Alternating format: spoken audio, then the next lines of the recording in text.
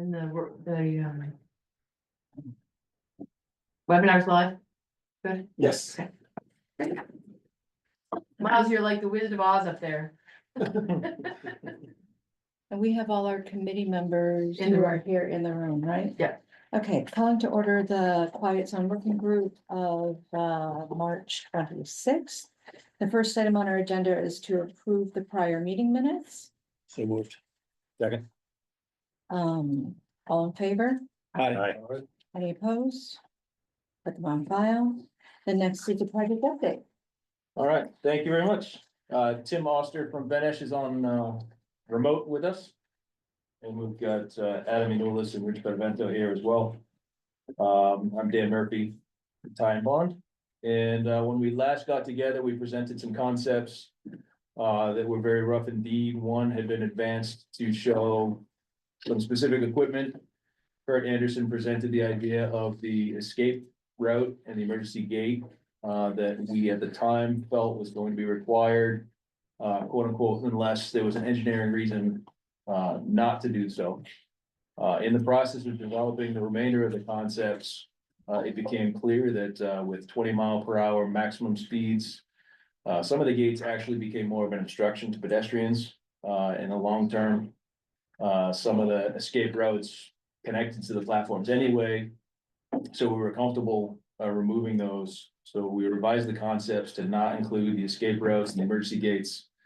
So we just want to walk through what we did present to the diagnostic team a week ago with folks from the MBTA, from Mass DOT, from Federal Rail Administration, from the Department of Public Utilities.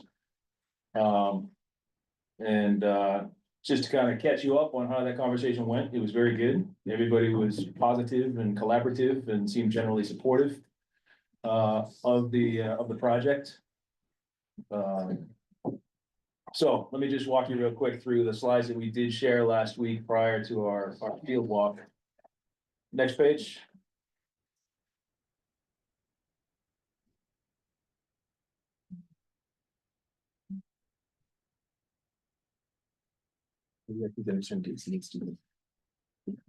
No, I made it. Sorry. No worries. He wasn't there when we did this. Yeah.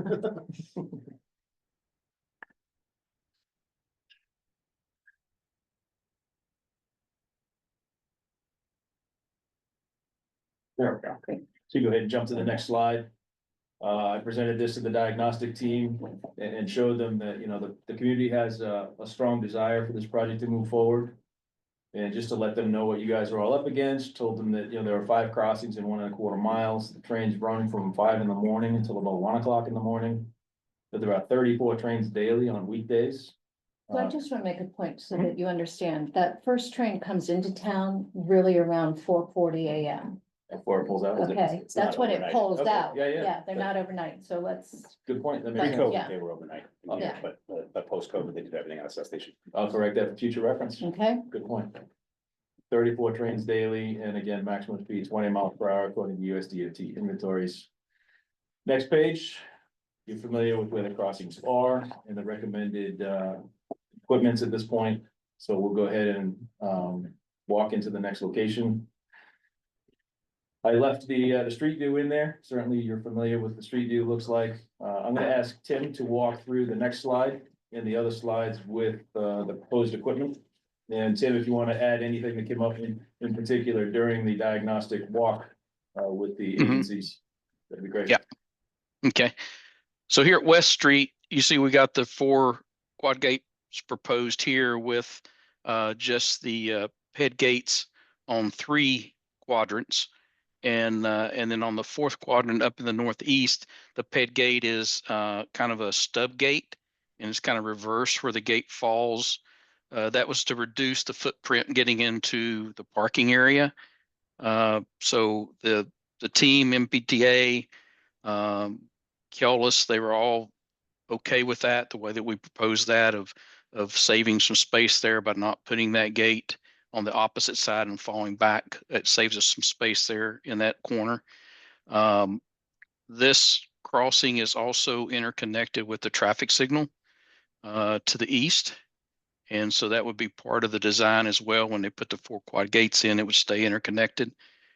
They did mention to us also that there may be possibly a signal to the west.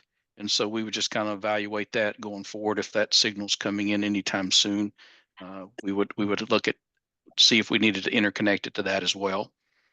We are narrowing the footprint, the width of the road here, just a couple feet to save some room to keep the footprint to the back of the sidewalks that exist today. I think that covers that one. And then you've got what we did on the escape routes is we showed them that once a person, if they're in between the gates, when the gates go down, you'll see those little 5x5 blocks on the inside. We're just showing the diagnostic team that should a person get caught in that area, that if they were in that area there, they're more than 10 feet from center of track, which gets them clear of any train movements. And plus the fact that, as we know, all the train movements here, maximum 20 miles an hour. But even here, a lot of these locations, it's less than 20 miles an hour when the trains are moving. So everyone agreed with that proposal, so that we didn't have to do the escape gates around the back. So. It is just a question, is there anything there that requires either land takings or easements that aren't currently in existence? Yeah, some of this, Yeah. some of this equipment, this location and a couple of the others, even with narrowing the road, we weren't able to avoid encroachment beyond the back sidewalk. So there will have to be a conversation with MBTA on what that might look like. So it's on the MBTA's property that the encroachment is, not on other private property owners? You know what? I didn't necessarily look for a distinction there, but it may work out that way. Okay, so it would be dealing with Would one certainly work entity, with the that. MBTA, not dealing with Yes. property owners. Okay. If you could Yes. let us know that for each of these crossings sometime soon, that would be good. Yeah. Thank you.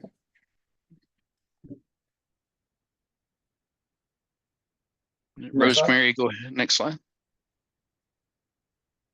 So at Rosemary, the proposal is the channelization down the center of the street with 2 quad gates set up instead of the 4 quad gate that we just looked at to the other crossing. We also have the PED gates in all 4 quadrants here. And again, the one in the northeast side is reversed, and it's a stub gate to fall to the north. The reason in that corner, there is a little wall. You can't always see it in the trees of this aerial, but there's a little wall in there, so it's a tight fit in that area. So we're trying to reduce the footprint in that corner to avoid having to touch the wall that already exists there today. The PED gates here are a little bit further from the track because of the skew, so there's a little more room for safety if people are in between the gates for some reason. This one will be an SSM in the quiet zone as well because of the channelization. We did have some conversations in that northwest quadrant where where MBTA's access comes out, that they would be limited to a right in, right out when these channelizations go in. They didn't have any objections to that. The only concern is there's a utility pole right in that corner. So there was discussions on whether or not those trucks or that they use going in and out of there would have any issues with that. So we're gonna look at that as we go through the design to see if there's anything else that needs to happen in that corner. Yeah, just for orientation purposes, that would be the driveway that comes out on the northwest corner. That's MBTA property, and they've got some trucks that be coming in and out. And we'll have to look at what the effect of the channelization does for them. And the channelization on the west side of the track is going to be around 65 feet. There's the driveway that goes in that northwest quadrant up there into that commercial driveway. So we can't do 100, but as long as we get 60, it's an SSM. And then on the east side, we can get the median, the channelization probably up to around 75 feet before it goes into that commercial driveway. So we'll be more than 60, but we'll get the FRA usually wants you to get as much as you can, but we can shorten those to make sure we provide the proper radius for vehicles turning in and out of those driveways. Question maybe before we go. Where the drawing is laid out, it's not clear what happens with the median barrier at the library entrance, which is under the title block. Oh, good point. Tim did Do you recall if the channelization extends to the driveway for the library? It'll extend, it'll be short of that driveway. We can stop it, I think, around 75 feet. It's about 80, remember, right, it's about 80, between 80, 85 feet to the actual driveway. So we can even shorten it. I'm saying 75, but when we look at turning radiuses, if we need to back it off to 65, we can. But we'll look at that and we go into the detail of the design. But it will not block or hinder the turns in and out of the library. There are truck deliveries there every day, so.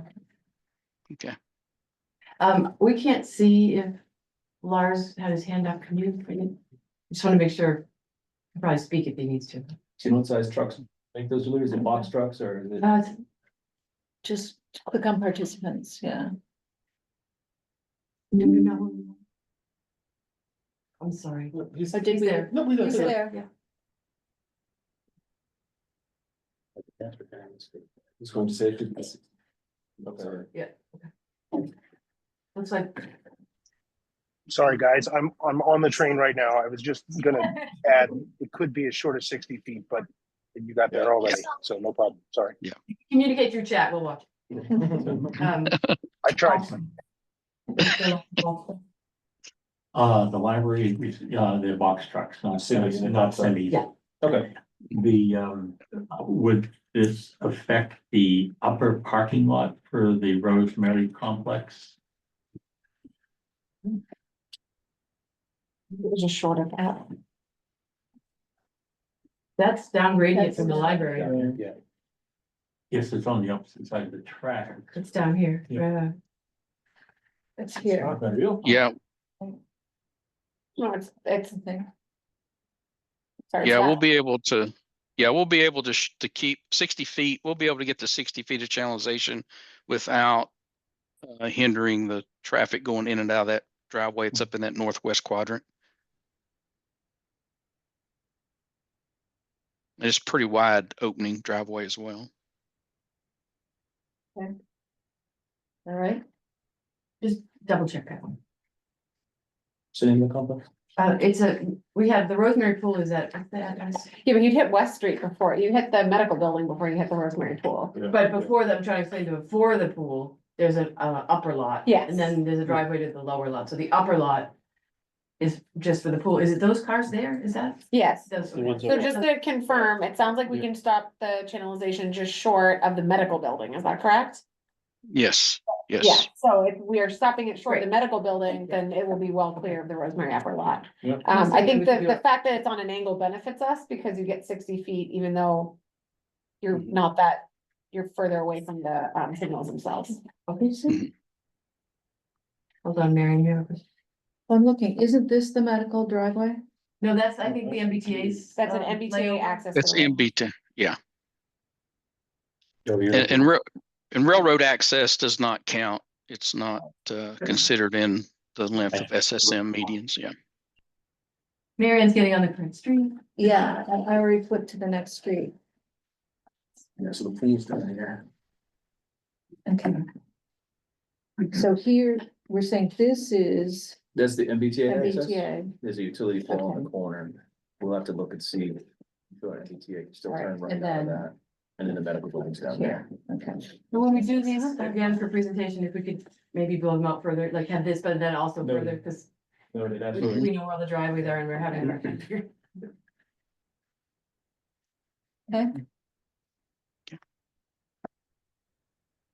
Main Street, So May Street, we have the standard 4 quad gates set up with all 4 ped gates lined up with those quad gates in each quadrant. We're narrowing the street here just a little bit to be able to keep the back of sidewalk, the existing back of sidewalk. I think we're staying within that. We're very close to it, Dan. I can't tell if we're, looks like we On the might be south going a side? little bit on the north side. Looks like we might be going a little bit beyond the existing right of way. Yeah, south side, we're holding Yeah. it, north side, we're Yeah. encroaching a little bit, we may be able to split the difference and keep everything on MBTA. And here there is a traffic signal, there's queuing back over this track. And so this one will most likely be interconnected. MBTA did ask is there something else that we could do? We can't do queue detection here. There's not enough distance, but we can look at the traffic signal timing to see if this is a certain time of day. We can look at the traffic counts to see if there's only a certain time of day that this queues over the track. And if there's any possibility of a time of day traffic signal timing to limit that queue. So we'll kind of look at that during our design to see if we can, if we have to interconnect to that traffic signal or not. So not interconnecting would impact the cost, right? If you can just do it by timing, is it a different cost? Yes. Yes. Yeah. It really requires what it usually requires when we have to interconnect. We have to add additional time to their circuits, which pushes them further down the track.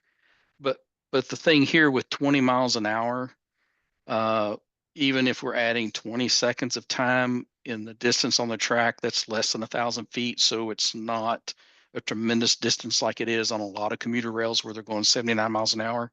So I think the impact here is going to be a lot less than it would be in a lot of other places.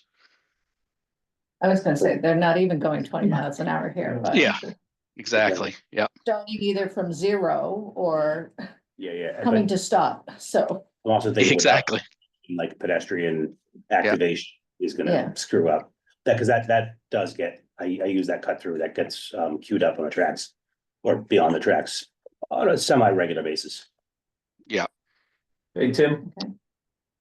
Yeah, go ahead.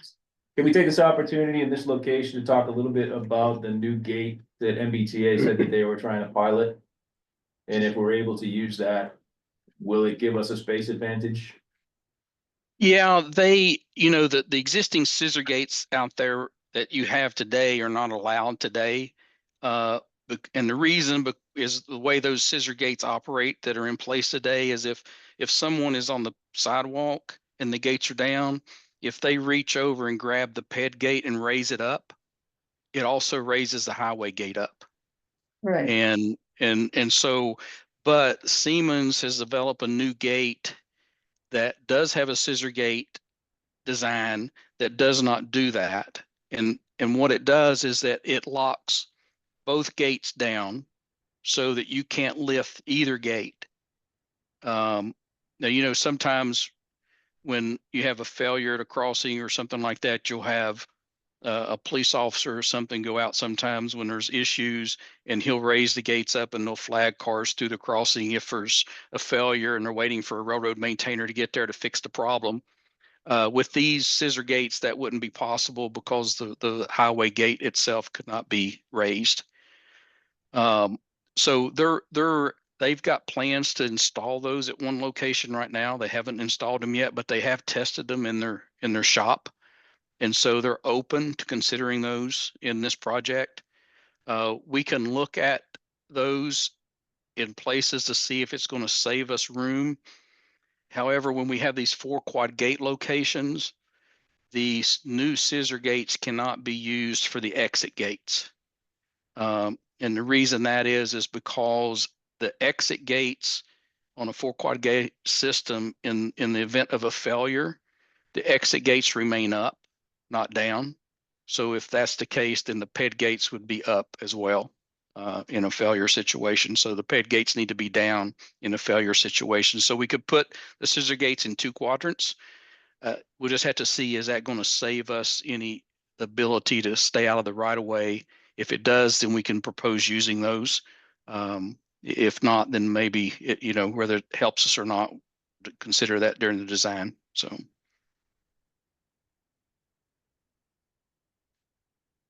And there's no override function in those gates? For public safety or for the railroad even? The only override is they'd have to go in and change the programming, which would have to, but if you change the programming, then both gates, we'd be back to the scissor gate type that's not allowed today. So it has to be programmed to keep both gates down. That's just the way that it's designed. That's the one setback. Everybody's kind of hoped that someday Siemens or someone would create a scissor gate where the 2 mechanisms operate independently without the same gearing systems. But this one, it does have the same gearing. It just locks both gates down instead of, so it's not exactly what, we'd hope to see in the future. So, Got it. Thank you. yeah. I think if you have any more questions on the scissor gates. Nope. Okay, so while we're at this crossing down, I think also just mention that for May and Great Plain, the way that the train operates coming into the station, if you've got a train coming northbound, they have wayside signals or signals there on the track. So a train coming in station northbound, this May Street crossing will not activate. As the train pulls in the same way it's going southbound, Great Plains does not activate. And what happens is once the train engineer sits at the station for whatever when at the time he thinks he's getting ready to move, then he has a radio. He radios. He has a frequency. He codes in a code that communicates to this crossing and tells it to start. And that same operation will be in the new design as well. It'll still operate the same way. We won't lose that operation of these gates going down when they don't need to. That's good news. Thank you. Yes. Yep. Okay, Okay. Move on to Great Plains. JP, can you just check the Yes. chat? So on this one, we've got the 2-gate system with the channelization. This one would not be a SSM in the quiet zone calculations, but we have run the calculations, and when with all the SSMs at the other crossings, we the quiet zone qualifies, so we don't have to take credit for this one. And the reason we can't take credit is for that one driveway in that southwest quadrant is within 60 feet. So we have the 2-gate system with the PED gates. We do have a couple of the PED gates as stub gates behind the highway gates with the gates coming down. This drawing here doesn't show it, but we have to have cantilevers, which are existing out there today. We have because we've got 4 lanes of traffic, so we have to have the cantilevers out over the middle lanes in both directions. So that requires a little bit more space. But the other good news to me was that the MBTA, they do have what they call gate cant combos. A typical setup is the gate is 15 foot from the crossing center line, and then the cantilever sets 6 foot in front of that gate. And so there's a little bit more space required for the gate and the cant as separate devices. But they do have what they call gate cant combos where the gate is actually on the cant. And they are open to using those. So as we go into the detailed design of these, if those help us with the spacing or with the ability to be able to stay away from that driveway, they're open to installing a gate cant combo here. If we go to 2 lanes of traffic, does that materially change does it change the SSM? It doesn't change the SSM. There was some discussion about, if that goes into place, if you only have 1 lane in each direction, do you need to cantilever? But the understanding is there also going to be a separated bike lane in the new design, which also requires flashing lights for those bike lanes. So installing the cantilevers now, the team decided that's a good idea to do that. And then if the bike lane comes in, we can still have flashers over the bike lane on the cantilever. The design would have to be looked at that time once we see the design, but we'll try to look at that as we're going through the detailed design as well with MBTA to make sure that we're not doing anything now that would have to be moved or relocated for what your future plan is to moving this to 2 lanes with the bike lane. And I guess my other question is if we wanted to put quad gates here, would that eliminate the problem with the driveway, or is it just the same problem? I mean, If you put quad gates here, then we would be able to take SSM credit in the quiet zone calculation. but you don't need it. But we don't need it. So unless there's some reason that you really want quad gates here, there's no reason quiet zone calculation wise to do the quad gates here. We'll go ahead and do the channelization. Is there any reason why we can't reuse the existing cantilever? It's way too old, and they're not even, if you look at those are what they call, those are probably put in the, I don't know, 80s, 70s. They're swing out, they're swing cants. Now the new cants today are required to have walkout, so the maintainer can walk out and maintain the flashing lights on the cantilever. Those are used to swing because you could swing them around to the side, and yeah. So technically they're supposed to be able to swing them around and then you work on them over on the side, but these are so old, they don't swing. So he says anytime they have to do any work on those right now, they have to work with the city to get, some traffic control, and then they've got to get a bucket truck and get a guy up in there. So the new cants would have to be installed today that have the walkout so their maintainers can maintain them. Okay.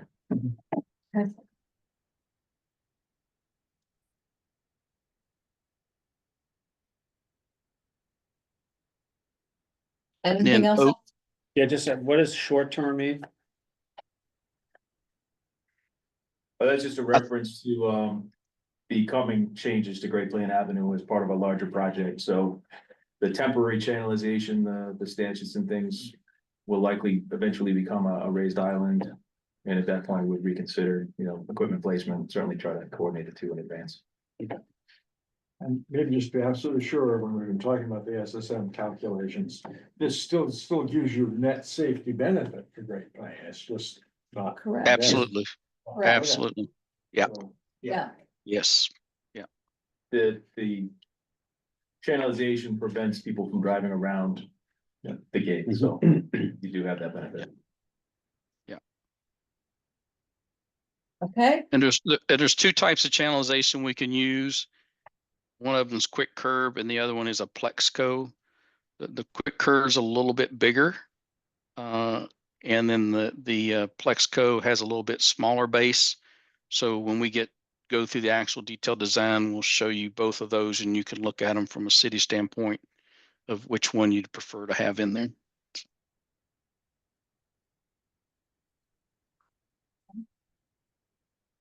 ready for Oak Let's Street? see.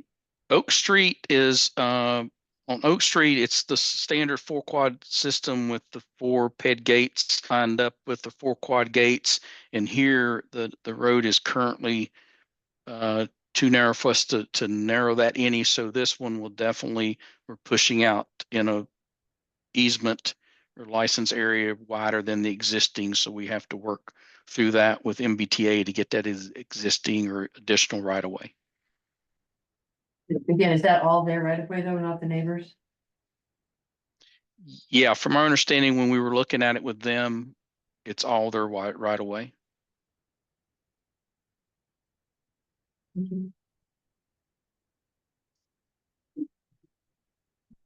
Okay, Was there any need for preempt on this signal at Oak? And because it's probably the shortest distance between any of the crossings and the signal. Oak is not interconnected, and Great Plain is supposed to be interconnected. I think it's within the 200 feet. Oak, I think, is outside the 200 feet. I don't have my notes right here in front of me, but I'll get that and confirm that with Dan. But I don't think we have to interconnect here at Oak. Okay.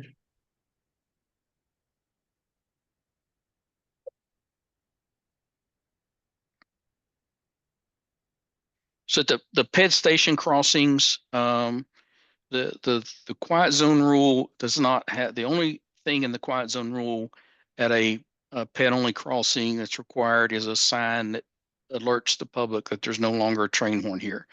And then the rest of it has to be determined by a diagnostic team, and whatever the diagnostic team recommends, that's what needs to be implemented at the PED crossings. And so here the diagnostic team recommended that the yellow right now is just painted yellow. It needs to be detectable warnings, or the truncated domes, some people refer to. So we'd have the detectable warning on both sides where you see those yellow painted lines now. The round sign there that says look for train is not an MUTCD standard sign, but MBTA said it is their standard. So the team agreed to keep those signs along with the blue and white signs, which you see there are the ENS signs, emergency notification signs that have to be at that crossing. And then we also add their black and white look signs, which are MUTCD standard. And we would put one of those as double back sign over on that same side as well. And then the no train horn sign, we could mount double back on the same sign or on that sign you're looking at, so that the no train horn signs would be, there's no room on the side closest to us on the platform side to be able to put, additional signpost. So we'll just add those look signs and the no train horn signs on the same side as the existing sign post.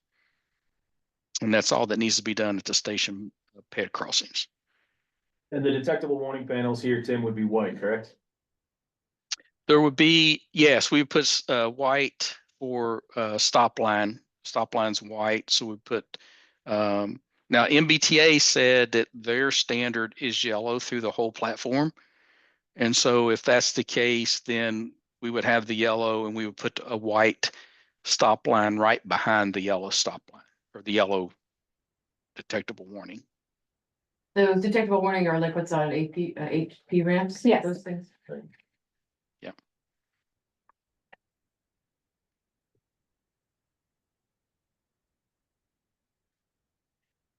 And then we talked. So- Go ahead. Sorry, Tim. Yeah, this is the layover track, which today they says isn't being used, but it could be used in the future. And so since these two internal layover track crossings are within the quiet zone, we have to consider them, and they need to be listed in the quiet zone as part of the quiet zone. But the diagnostic team determined that since this is a layover track that's not being used, and even if it is used, the train, it's very rarely used. And the train, if it's pulling in there, would just sound its horn to pull into the layover track. Now, when the train pulls into the layover track, it's a totally different kind of, it's not like they start sounding a horn like they do at a typical public crossing a quarter mile away.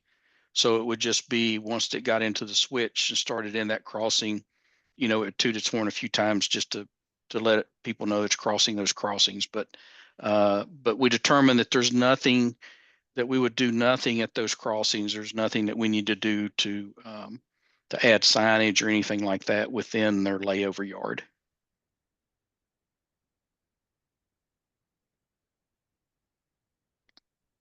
Thanks, Tim. Okay. And while we don't have a slide for it in the presentation, we didn't bring it up as part of the quiet zone with the diagnostic team. We did take the diagnostic team out to the golf course afterwards. Back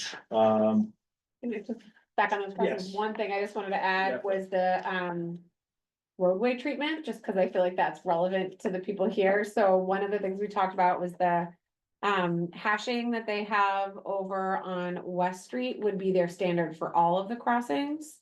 I think a slightly looser weave, I guess, would be the best way of putting it. I think it's like a foot, and they said it would be 2 feet would be their standard.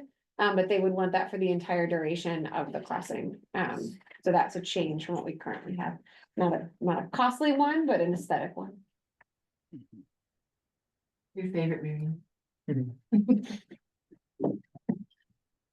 Yes, before we do jump to the golf course, does anyone have any other questions on the Great Crossings downtown? So my understanding is that there's some increased costs here. I haven't heard you, as you've been going through here, telling us where the costs are higher to add new things that they want us to comply with that we hadn't previously planned. Are you able to explain that to us? One of the things that will be, I don't know if it was assumed in the initial cost, was they're gonna need like a 12 by 12 signal shed. I don't think, Tim, any of the existing sheds are big enough to carry the equipment that they're gonna need. No, they're not. So it'll be those and some of the jointing I think you guys were talking about, but So I think if I'm not mistaken, the initial cost estimate that was done by GPI was assuming that we would not need to improve the signals at Rosemary or improve the signals at Great Plain Ave. okay, That's And I think that's True. the major cost bigger difference part of the between the cost two. increase. So we're gonna need to find a place for that also in both of those locations, right? Is that not also part of the challenge? You mean physically or? The signal shed, you mean? or- Yeah. Yes, Yes, That would be Yeah. part of the challenge, but yeah. in a few of the locations, the right of way is very, very tight. And I think that was part of our conversation, particularly in the downtown area, Great Plain. was how close to the shed can we go? And are there other pieces of property, either town owned or MBTA owned, that might suffice for that? I'm curious, they indicate that 12 by 12 was necessary, could it be narrower and longer or not? Tim, can you speak to the Yeah. 12 by 12? yeah, he said they would have to look at, that's their standard, but they know that if they don't have the right of way there, they may have to look at, I mean, you see right now, a couple of the places they've got what they call cases, not signal houses. They're pretty narrow. And it may be, this is something they probably wouldn't want to do for sure, but they may end up having to put like a couple cases in instead of a house. So we'll kind of look at that as we go through the detail of design, trying to find room for them to get the houses in. And the cost, so there's two houses that need to be in that we didn't have before, They'll need Is them at that- all 5 crossings. But but the, we had them in theory. so the signals at Rosemary and the signals at so the signals at Rosemary, we thought because it already had constant warning time, I think all we were thinking about putting up there was a median. Right. I don't think we were talking about replacing the signal arms or the pedestrian signal arms at that location. Great Plain Ave, I can't recall if that replacing those signals was part of the original project or not. But we knew that there was challenges with locating a signal house there We for the did. constant warning time. Absolutely did. Okay. Yeah. Yeah. All right. So somehow we're gonna have to net out what's new and what's not. We'll have Okay, to look at the cost estimate from GPI, Yeah. I guess, and compare the difference. Mhm. okay, Yes. all right. All right. So at the golf course, we met with, there's an aerial image on the back of the handout that you can look at for the layout. We met some representatives at the golf course, the president of the golf club. We met the general manager of the golf club and one of the members. Chris, do you have this? Sure, just, Do you have this? no, I don't. Oh, that's right. Chris, please. Before you go on, I just wanted to note that, we were carrying 500,000 for SSM for the quad gates and only 40,000 for the flex median crossing, so. That's what we were carrying in the GPIs. So it's the signals themselves. We didn't think we were upgrading them in the GPI. Right. estimate. So, like, as we'll talk about, we don't have final design numbers. Yeah. Alright. Thanks. So, so the diagnostic team met with the representatives from the golf club out at the crossing. The intent was just kind of look at it, to brainstorm, see if we come up with any ideas. MBTA reiterated their opinion, the only solution was a grade separated solution. We got to learn a little bit more from the golf club about their needs from one side of the track to the other. Talked about a culvert, if there's a culvert installed, they've got a larger lawnmower that's about 12 feet wide that would typically be the challenge, because then you gotta get that from one side to the other, and an 8-foot culvert just wasn't gonna work for them. There was conversation about a second mower, we leave a larger mower over on that side, which would be cheaper than building a 12-foot wide culvert. The other idea that was floated was put a license plate on the tractor. We also talked about wayside horns, so I think it's worthwhile to have Yes. that conversation because that's the cheapest alternative that we had. And was effectively immediately rolled out. The wayside horns would be directed almost at 3 houses, directly at them. And so for 85% of the people who would be in that area, it would be a much improved, they would almost hear nothing. But 15% would be much worse, it would be louder and for a longer duration. Yeah. So that was one that was sort of ruled off immediately. I just wanted to say that we entertained the option and it did not make sense for this location Yeah. because of where those houses are located. Yeah, thank you for bringing that up too. And why can't we put gates there? I just learned that too. It's because you can't put loops in to detect, so it has to do with, the fact that they're operating golf carts over the crossing. Golf carts are made primarily out of plastic, and the detection to detect if something is stuck in between gates, uses electromagnetic fields, and there's not enough magnetic. in there. We had some hypothetical conversations about alternative options that they could use, but they're just not the standard for gates right now. Could we add a plate to the golf course to help them be detectable? Pardon? Sorry, could we add a metal plate to the bottom of the golf carts to help them be detectable? Not sure how big that would have to be to trip it. But it's worth asking. Yeah. Yes, worth asking.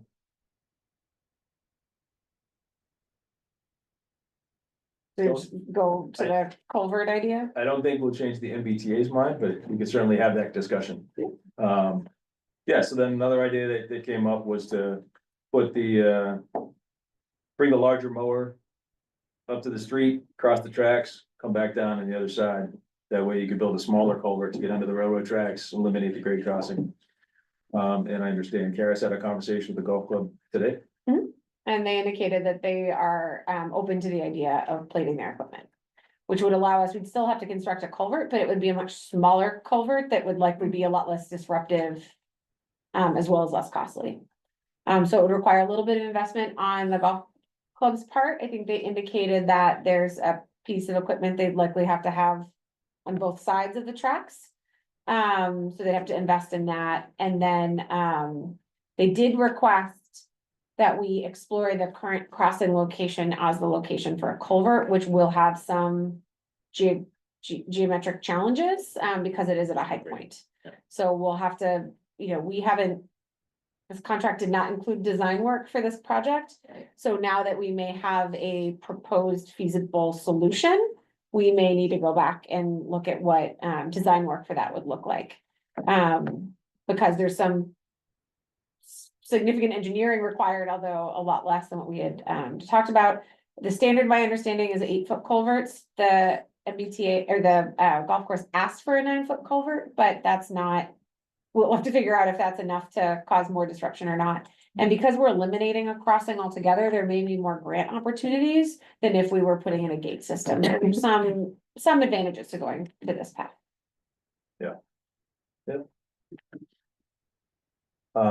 Any questions on that? Any further conversation on the golf club? Do we need to do geotechnical testing? There's like a lot of rock outcroppings in that area to make sure that it's even feasible, with water table and rock ledge. Yeah, that'd have to be a preliminary activity. Well, and all that's separate, I would imagine. Yes. Again, Right. yeah. So the nice thing is, if we were to do this, it wouldn't require a quiet zone because it would be a complete elimination. Right.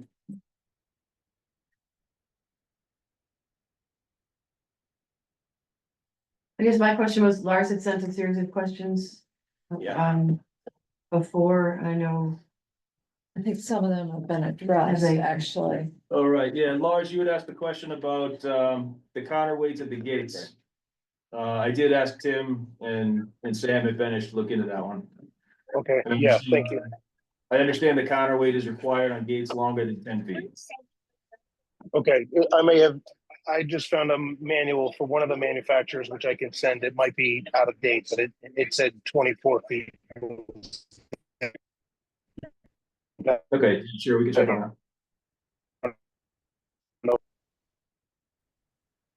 Exhaustion now. yeah, or Yeah, when it goes down at Ruggles. Yeah. Yeah, that's what he said, he's in various places where he's breaking, so. Okay, Yeah, I have the email here. question about the layover, which we did address. Right. Yeah, Lou addressed that one. So one thing I just wanna it was an interesting meeting. The FRA was enthused about the project. MBTA was provided feedback. I think they were helpful as far as the information, and there were a few items that we discussed that made exceptions to what would normally be standard practice. So I think it was a productive meeting as far as, getting further along Yeah. in design. Yeah, the gentleman from MBTA that was there, he was, seemed generally supportive and helpful and offered to share, design standards. Told us about, coming revisions to some of the standards. But he's the guy that would have to convince decision makers back at headquarters, to get behind the project, so. We did talk to Mass Dot, they were also present, and they had indicated their strategy when they do projects like this is they subcontract to the MBTA, who will then subcontract to Keolis. I don't know if they will entertain that because that was our original plan for design and they did not want to move forward with that, so. But I think for construction purposes, there's more of a benefit to the MBTA to partnering with us since we're gonna be touching their infrastructure and they're gonna wanna make sure that we're doing it to their standards, so. Gonna replacing all their infrastructure. We are All doing new their stuff. capital upgrade for them for the entirety of the Needham And, section. and the maintenance with regards to that, is that still gonna be them in terms of and the cost, maintenance cost? So that would bring us to our recommended next step. And what we'd like to do is set up a meeting with MBTA to talk about initiating the project, concurrent with initiating design. To sit down with them to talk about how to get Keolis on board for the review. Keolis also expressed that they would prefer to see MBTA contract with the town. Keolis can contract with MBTA because if Keolis contracts with the town, there's a larger liability and insurance coverage that needs to be taken place because when they're not working for the MBTA, they're not covered by the MBTA's insurance. But if they work with them, then they're covered that way. So their preference would also be to do the work as an agent of MBTA. Is that, I mean, I know we have intermunicipal, does that count for state too? Do we have to, can we do that without bidding? If the MBTA is our contractor, Not sure. I'm just thinking about the Wellesley decision that we had a decade the ago. light plant? Yeah, the municipal light maintenance. But that was a prevailing wage decision, not a decision as to whether or not we could contract with them. We were able to contract that with them, they had to pay prevailing wage for the work they were doing. Yeah, we should double check that. In this case, wouldn't, where MBTA is the reviewing agency, wouldn't that just be seen as a fee for that agency to do that review, or maybe not? For the construction Well, component? for the- Yeah. Well, if they're doing the work. Oh, doing the No. construction work yourself, you're talking, okay. Yeah, I know prevailing wage was a major component of that, because we ended up working with them later, but they had to provide prevailing wage documentation. But the T would already do it. Because they're subcontracting it to Keolis anyways. As if they were using their own staff, they might not pay prevailing wage for their own staff, Oh, right. but they would likely have to supply prevailing wage for Keolis. So this meeting would be to see whether they would actually do the construction work, just make sure, or that They would take the lead, take the lead. right? Is Yeah. that it? They Take basically a lead need in the review and the construction, as well as just next steps for initiation of the project, whether the licensing forms and things that they look for. As well as the opportunity to discuss any right-of-way licensing questions and process. So, would like to set that up if everyone's on board with that. I think one of the things to ask them is where it fits in their work plan. That's a concern that we have. One of the things we were just talking about, we're doing work on a sewer line underneath their property, and that we've been waiting for 6 months for permits. more than that. So, Yeah, we filed for the striping at the center of the heights. I think in September, we just got it. But that's their real estate section, so if this is the construction section, it may be different. Although if it has rights of way, it's gonna be back to real estate. We'd set it up to have representatives of both groups. Starting with the director of operations. And is this the meeting that you also then address whether town is? Will the town have to take care of maintenance now on the equipment that they buy? Or whether Keolis would take. I'm take sure you they'll to do the- We can confirm. I just that the remember railroad with the beta. yeah, when we've spoken to them before, they wanna maintain, they don't want anyone touching their equipment. And I think there was a question as to whether or not they would potentially charge the municipality a fee. That's what I mean, in terms Yeah. of, yes, they would do the work, but whether, because it's our equipment or we purchased it, whether we would have to pay them to maintain it. They rather have- Than they do. Verbally indicated they would not, since we are going to be taking care of capital expenses that are on equipment that is closer to failure than it should be. So I think they had indicated verbally, but we should probably get that in writing as well. Cause I remember when Beta went into the, down the road, they said that if you do, then yes, you're gonna have to pay for maintenance. They would do it, but you'll have to bill us. Who's the director of operations? Is that Ryan? Who's that now? The name slips me.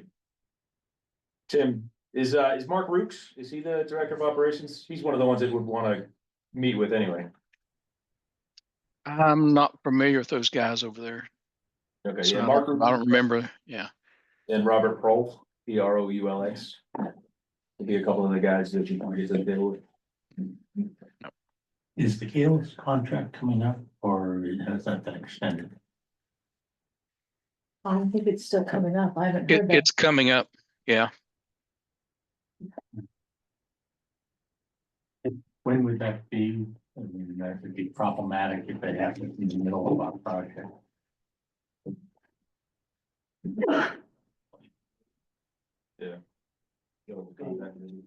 Yeah, they generally are looking at that ahead of time because of all, not just needed, but all the other stuff. Keolis is the player. I mean, anything that's going on with NMTA generally has to go through Keolis. So I can't imagine that they would let. Mid-2027 for the AI. They're timing out. But doesn't mean it won't get. Just because there's been public comment that the dissatisfaction with Gale. No one's satisfied. From what I hear. Which Well, they weren't could be- satisfied with the VCR, right? Yeah. Before that. Or Amtrak. Yeah, That's just generally our life, right? yeah, 1 year extension. Yeah, that's what I just read. okay. Do we have any concerns with setting up that meeting? I don't think we do, and figuring out what we can learn from it, At the end of the day, it's still gonna be the MBTA right? that owns, that you gotta negotiate with. And 2 days Keolis- Keolis subcontract, is the right? rest of the contract. And how we'll survive this is up to them. I think that's kind of separate from the notion of them saying, yeah, you're helping us from a capital standpoint to do these projects. But it's MBTA that's decided, it's MBTA standards that we have to go through. Oh, correct, I understand, that's just delays. Yeah, that, and any uh, delays that any come new- from Keolis, I mean, Keolis does not want you to, is gonna, when you do it, if you do a crossing at the golf course. That construction is gonna be tricky, because you're gonna shut the rail down, and it's gonna be on Saturday morning. And it's gonna be over the weekend that they're gonna put that in, we've done a number of those on with water and Yeah. other culverts. So those are challenges that you're gonna face, and that's with the MBTA. Okay. Keolis is gonna put their hands up and say, Yeah. don't shut us down. Yeah.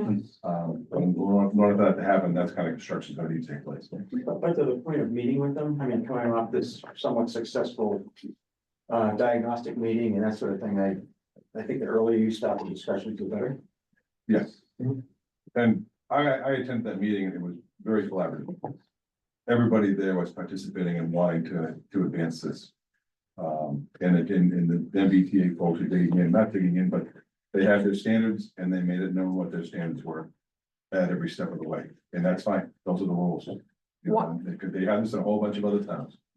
One thing the FRA did want to make very clear was particularly at the Needham Center Station, that a quiet zone does not mean that the conductor can't honk their horn if they feel that there is particularly an issue. And I think her concern was more if you had pedestrians near the track in that particular location. So she was just very clear that could continue to happen if the conductor felt like there were pedestrians too close to the train. They saw the taking responsibility they're gonna be. The quiet zone doesn't preclude the conductor from blowing the horns. At any crossing or at stations if necessary for a warning or hazard. Yeah, I think we all understand that. We keep caveating. Yeah. Caveating that, so, okay. All right, so you're ready to go ahead and schedule a next meeting. What does that mean in terms of timing when this group might need to get back together? How often do you meet normally? When When we have you're something. ready. When we have something to report? Yeah, All right. Tim, what do you think's fair for us to, you don't have to tell us maybe tonight, although Okay. usually we try to find a date while we're all together, so. Is this an easy question or a hard question? think we can get to the table with them in a week or two, right, Tim? I think within 2 weeks, they could set something up for sure. Yeah. So, So, I don't know if you'd wanna have at that table, Eric and Tom, if there are others that need to listen in. Then otherwise we can come back and just report to the committee. Yeah. So let us set that date with MBTA. We'll let you guys know when that is and set a follow-up. Following along with that on the cost estimating side of things, now that we have a better direction from the diagnostic review. Do you think, how long would it take to come up with a more comprehensive, financial, expectation for this project? And how much is it dependent on what who's gonna do the contract, who's gonna do the work, and how soon you can know that? I mean, be reasonable, Yeah. like, don't tell us Yeah. next month, because we don't think that's. No, I think we'd have to talk to the MBTA first. Okay. And find out how much they're willing to share with us. The more they're able to share with us, the better the number can be, you know? Harris, that question you're talking about is a comprehensive estimate, including things like right of way and all that, right? Yeah. What do we need to get town meeting Yeah. for? Yeah. You need to appropriate. Yep. Yeah. Is there a price differential if Fearless does it through MTA to us, or if we hire somebody else out? It'd be likely to get, The construction itself, you know, that I couldn't tell you, I don't know that. I mean, the only thing I could think of is that. You're almost double paying, because there's no way that you're not also gonna have to pay Keolis to have an inspector on site for the entirety of the project. So my guess is that's the increase that you're gonna have, is both hiring a contractor to do the work and then Keolis to provide oversight. and there's no work. Okay, Okay. All right, so the question before this group then is the question for this town meeting. All right, and I think what we've learned is that we do not have a cost estimate that's complete, that's ready to go forward.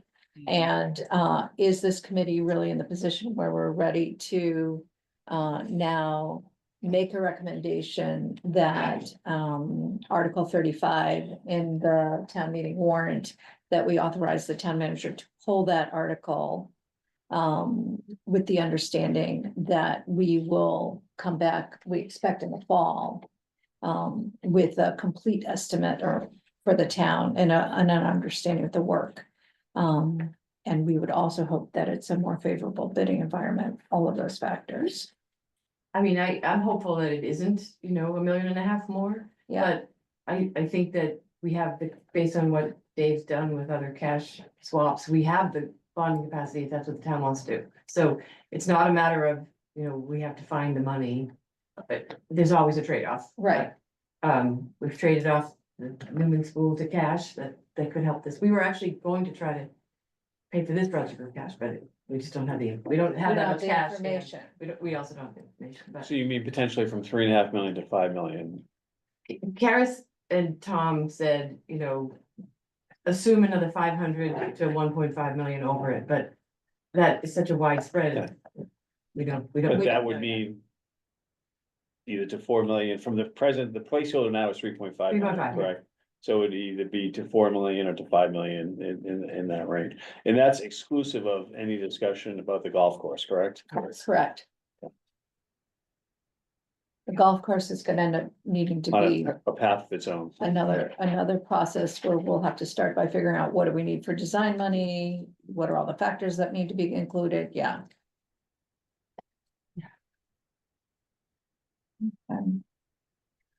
If people are comfortable with that, I would welcome a motion to that effect. From somebody, Second. any more discussion?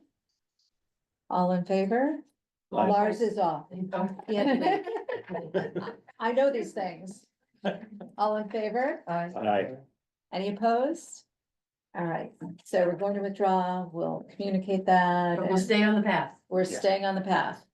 track. Hear that? Move We're on the forward. path, Track. move forward. And I honestly don't believe, as far as actual construction of the project, it's really gonna put things back the funding period, because I think we wouldn't be ready to go out to bid until the fall at the earliest either way. We need to do design, so, yeah.